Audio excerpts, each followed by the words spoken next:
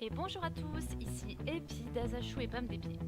On se retrouve aujourd'hui pour le deuxième livre de ce volume 1, intitulé La Fille Rouge. Et nous retrouvons Gandalf dans sa chambre du poney fringant. Ce dernier nous apprend que Radagast, un autre membre de son ordre, a été témoin de nouvelles manifestations maléfiques à l'est dans les terres solitaires. Il nous conseille de demander l'aide des rôdeurs pour retrouver Radagast dans cette contrée. Et c'est ainsi que nous partons chercher Saeradan dans le pays de Bré. Mais à peine avons-nous quitté le poney fringant que nous croisons quelques têtes connues et un petit concert improvisé.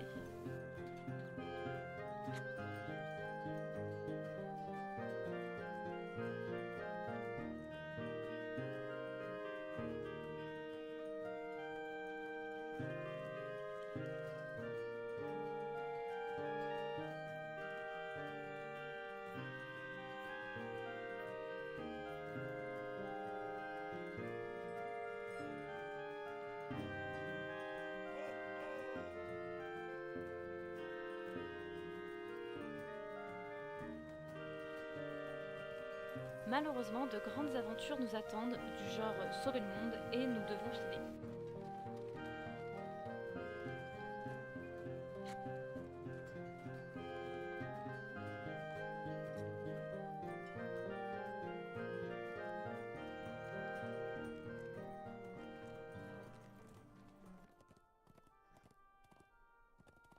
Nous retrouvons bien Saeradan à l'endroit indiqué par Gandalf devant sa cabane.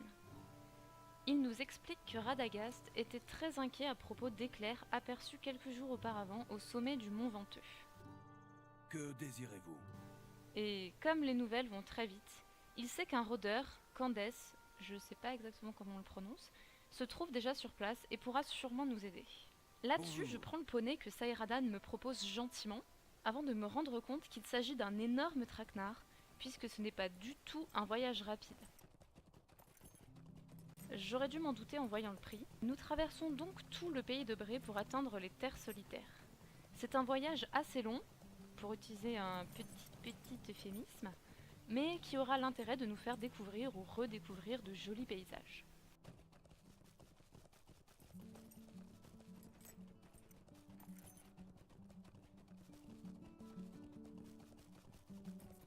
Pas de chance, ça lag pas mal sur les montures de trajets prédéfinis, je vous laisse tout de même quelques images sympas.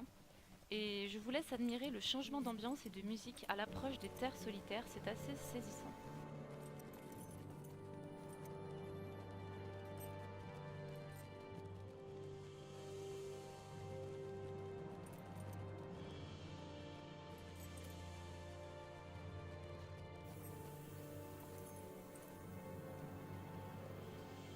Que désirez-vous? Candace est bien là, au pied du mont Venteux. C'est une partie de ce livre 2 qui n'est franchement pas intéressante. Candace nous apprend qu'il ne sait rien du tout du passage de Radagast, et nous emploie plutôt pour chasser les orques du coin. En échange de quoi, le rôdeur va se mettre en quête du magicien. Pour s'acclimater à notre nouvel environnement, nous partons dégommer une dizaine d'orques, ça détend toujours après une longue chevauchée.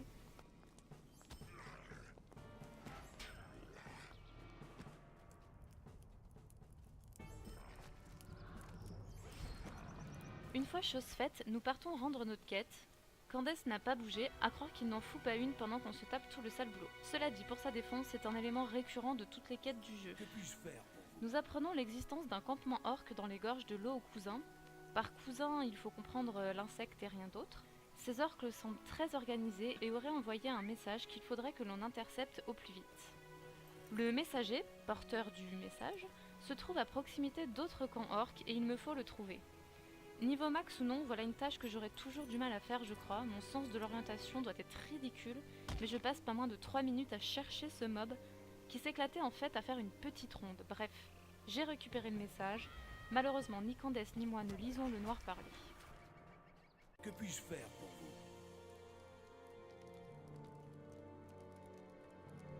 Le rôdeur me sort la blague de l'année en mode « Non, mais j'étais bel et bien parti à la recherche de Radagast, mais Que puis-je pour vous? unlucky, je suis tombée sur une patrouille orque et j'ai dû vite revenir ici. » Cette fois-ci, il m'envoie dans le campement des gorges de l'eau aux cousins, toujours les cousins insectes, à Triste Crête. Ma mission est simple, tuer le chef des orques, découvrir ce qu'ils font là et quels sont leurs ordres.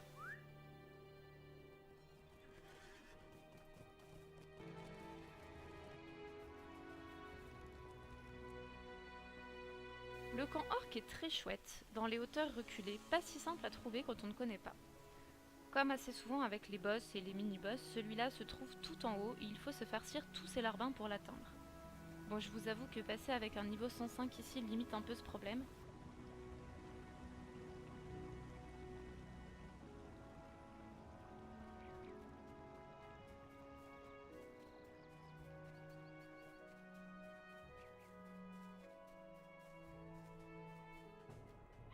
On tue le chef orc, Uzor, et oh quelle chance, une jolie petite lettre orc bien en évidence sur la table juste à côté de lui. Ni vu ni connu, je m'empare de mon butin et je file retrouver Candace. J'ai beau l'observer sous différentes coutures, on ne me la fait pas à moi, ce rôdeur ne bouge jamais. La lettre est à nouveau écrite en noir parlé et on n'y comprend rien. Elle porte la marque de la main blanche, le rapport avec Saruman est encore inconnu dans la petite tête de notre Vince. Candace nous parle lui aussi du mystérieux éclair aperçu il y a quelques jours au sommet du mont Venteux. Il serait bon qu'on aille y faire un tour. Amansul, de son petit nom elfique, est une colline en Eriador qui abritait il y a fort longtemps un palantir. Il n'y a plus de tour désormais, simplement quelques ruines et une vue imprenable sur les terres en contrebas. Une fois arrivés à son sommet, nous découvrons d'étranges pierres runiques.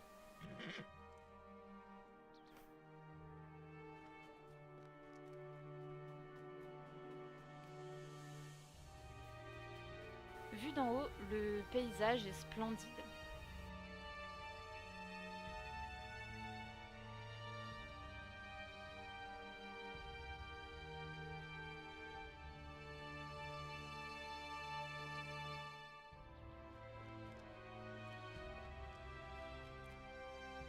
Une fois de retour au campement, Candace nous dit simplement que ça doit être la personne qui m'a envoyé qui a dû laisser les pierres ici. CF Candace. Que désirez-vous? Candace nous confie alors une mission de la plus haute importance. Il a pu déchiffrer la lettre orque découverte à Triste Crête. Les orques ont pour objectif de marcher sur Amansul et de s'emparer de la colline, point stratégique de la région.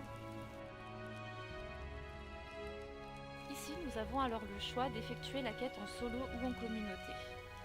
Je me souviens qu'avec mon tout premier personnage, je n'avais pas réussi du premier coup, c'était super galère. Que puis-je faire pour vous?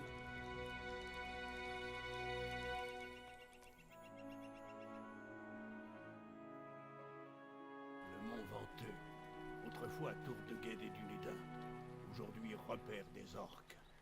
Candace le rôdeur se bat pour les chasser de leur avant-poste dans les collines venteuses. Que vous faut-il?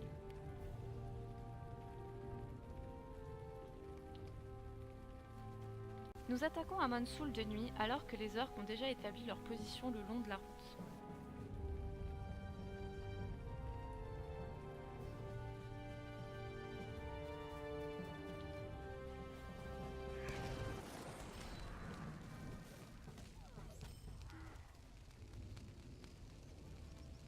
Les combats s'enchaînent avec des mini-boss et des portes à ouvrir. Nous nous séparons avec Candace.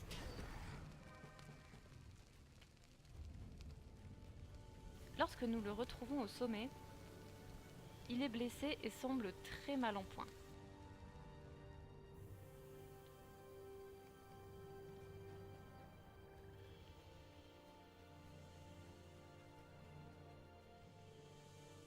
D'ailleurs, je ne sais pas si vous avez remarqué, mais entre la première vidéo et celle-ci, ma gardienne a gagné 5 niveaux mais perdu près de 10k HP. Pas facile la vie. Je vous montre mon stuff du coup, parce qu'il vaut le détour sans aucun doute. Il n'y a même pas d'essence sur les pièces, c'est hyper honteux. Mais bon, c'est un début.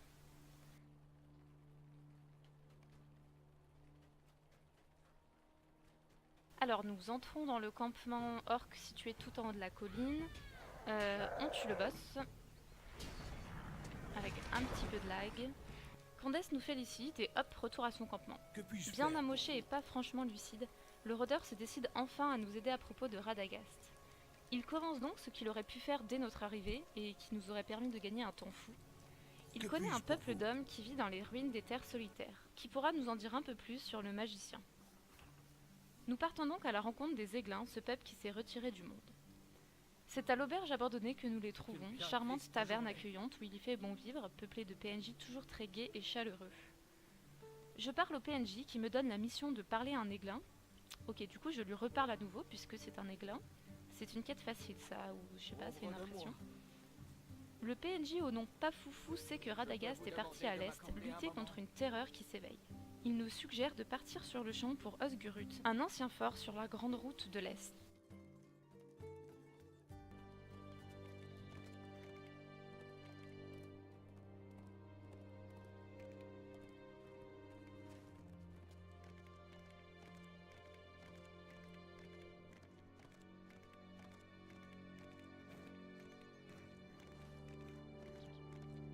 Sur place, la forteresse est effectivement en ruine et nous trouvons une vieille tour droit devant nous.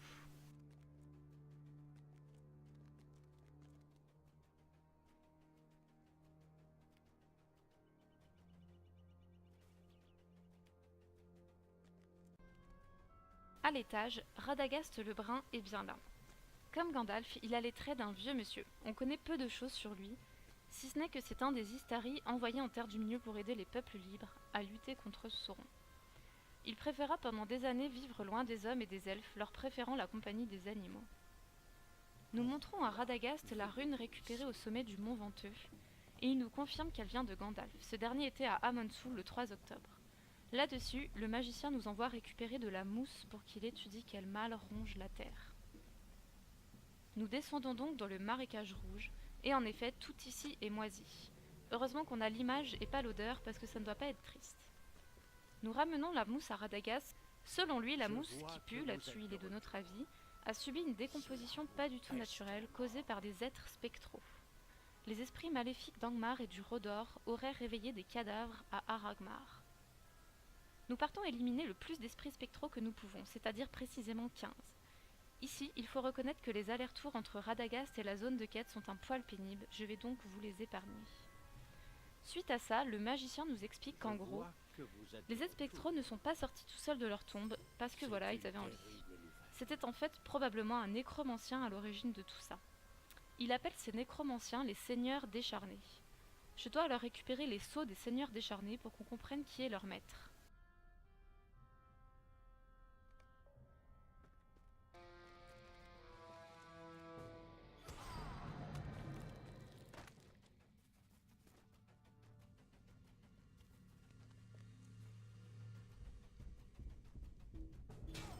Grâce à ces sceaux, nous apprenons que le maître des seigneurs décharnés est lui-même un seigneur décharné. Mais beaucoup plus puissant bien sûr, et avec une super classe. À vrai dire, nous l'avons déjà rencontré. Ivar Main Sanglante, qui a quitté Langmar pour amener le mal jusqu'ici. Radagast nous envoie dans un campement aiglin au fin fond de la carte, retrouver un certain Arik. Ce dernier nous envoie parler à Emlyn, Nombre, qui vit avec lui dans le campement. Enfin, c'est un campement un peu particulier, hein. Cette ombre, Emlyn, nous apprend l'existence d'une certaine fille rouge qui serait passée au service d'Angmar. Lui-même et les hommes qui habitaient ces terres autrefois auraient laissé le mal s'installer ici, sans agir et sans rien faire. Un certain Yarven Ben Hadar les aurait condamnés à cette vie de semi-mort pour les punir. Je ne sais pas si ça vous a déjà intéressé de savoir qui était Yarven Ben Hadar, mais si ce n'est pas le cas, sachez qu'il s'agit en fait d'un des nombreux noms de Tom Bombadil. Rigolo, n'est-ce pas ? Nous allons tuer Brudro, un seigneur spectral, et libérer les ombres de leur malédiction. Enfin libres, les ombres ne refont pas les mêmes erreurs du passé et nous aident à présent à chasser le mal sur leur terre.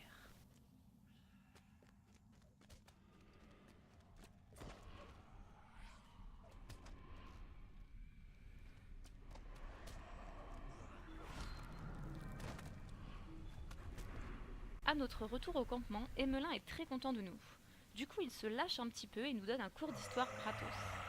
Il nous parle de la dislocation de l'Arnor et la création des 3 royaumes, le Rudor, le Cardolan et l'Arthedain. Le Rudor sombra bientôt aux côtés de Langmar et aida le mal à s'emparer des derniers royaumes d'Unedain. La zone où nous sommes, les terres solitaires, faisait partie de l'Arthedain.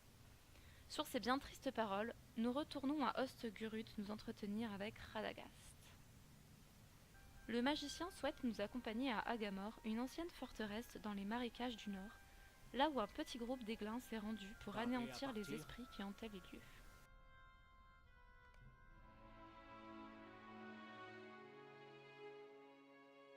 Ivar, le seigneur décharné, répand la corruption sur Agamor, le marécage rouge, pour lever une armée maléfique et répondre aux ordres d'Angmar. Nous passons quelques minutes à aider des animaux égarés que Radagast va amoureusement sauver, c'est mignon, c'est kawaii.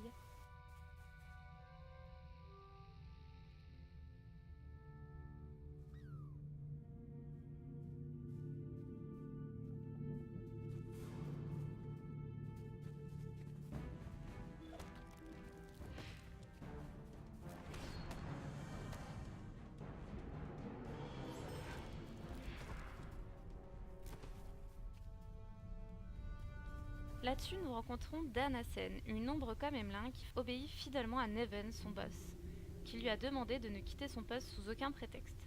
Danasen n'est pas contre nous filer un coup de main, mais voilà, son boss ne lui a pas donné l'autorisation. Nous partons donc voir Neven, qui est en fait devenu un être spectral à la solde des méchants et d'Ivar.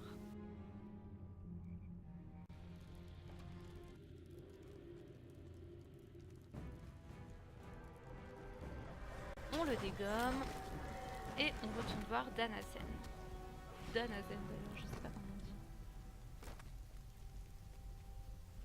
Danasen et ses copains nous filent une aide non négligeable. Les quelques aiglins qui étaient partis devant nous ont été vaincus et se sont repliés. On les rejoint rapidement.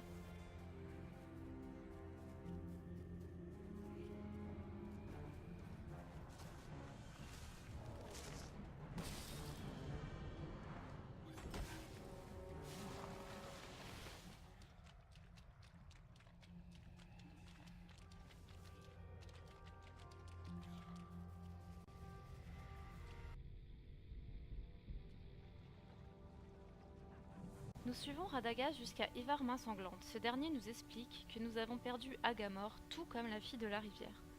Bien que l'on l'ignore à ce moment-là tout sur la fille de la rivière, qui est probablement en fait la fille rouge, la façon dont Ivar en parle nous rappelle une dame proche des eaux et de la nature que nous avons déjà rencontrée dans nos aventures. Le combat contre Ivar n'est pas passionnant puisque ce dernier finit par fuir lâchement, après un petit coup de bâton de Radagast.